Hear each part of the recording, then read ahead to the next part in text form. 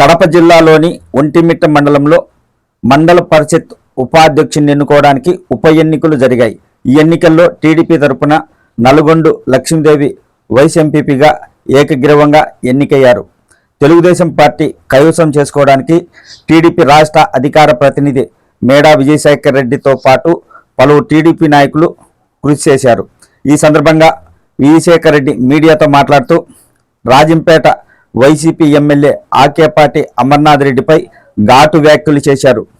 రాష్ట్రంలో తెలుగుదేశం పార్టీ ఆవా ఉన్న రాజంపేటలో వైసీపీ గెలిచిందనే వ్యాఖ్యలు వైసీపీ నాయకులు చేస్తున్నారు. మరి ఇప్పుడు ఆ నాయకులు ఏమయ్యారని ప్రశ్నించారు. ఆకేపాటి రా చూసుకుందాం, ఇకపై మేడ బ్రాండ్ అంటే ఏంటో నీకు చూపిస్తానని విజయశేఖర్ రెడ్డి సవాల్ ఇసిరారు.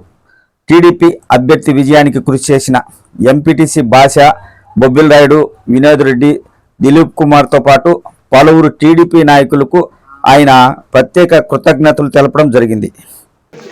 మన యువనేత నారా లోకేష్ గారి ఆధ్వర్యంలో మరీ ముఖ్యంగా ఒక ఆయన చెప్తున్నాడు, ఈ మధ్య కాలంలో తెలుగుదేశం సునామీలో మేము 11 స్థానాల్లో రాజంపేట గెలిచామని. ఆకేపాటి ఇప్పుడు చూసుకో, దా తగులుదాం.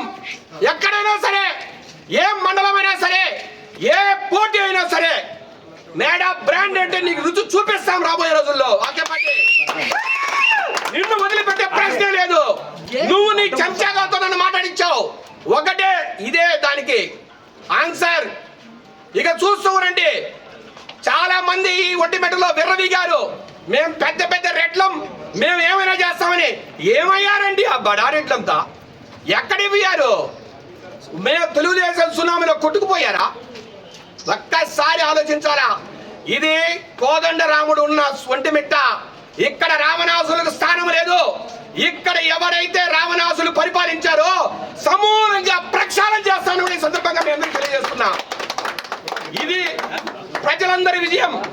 మరీ ముఖ్యంగా ఇక్కడ నారీమణులు అద్భుతంగా ఈరోజు ఒక గుణపాఠం చెప్పారు అమర్నాథ్ రెడ్డికి. అమర్నాథ్ రెడ్డి తమ్ముడితో సహా ఇక్కడ గలాటకు వచ్చారు. మొత్తం వాళ్ళ రౌడీలందరినీ తీసుకొని ఇక్కడికి వచ్చారు. అయినా ఏమైనా చేయగలరా మీరు? ఇక్కడ ప్రజలు, ఇక్కడ తెలుగుదేశం పార్టీ కార్యకర్తలు ఎవ్వరికి ఎనికి తగ్గే ప్రశ్నే ఉండదు. గుర్తు పెట్టుకోండి, మీ డౌన్ ఫాల్ స్టార్ట్ అయిన ఆకేపాటి ఈ రోజు నుంచి మేడా విజయశేఖర్ రెడ్డి నీకేంటో చూపిస్తాడు. చూస్తూ ఉండండి.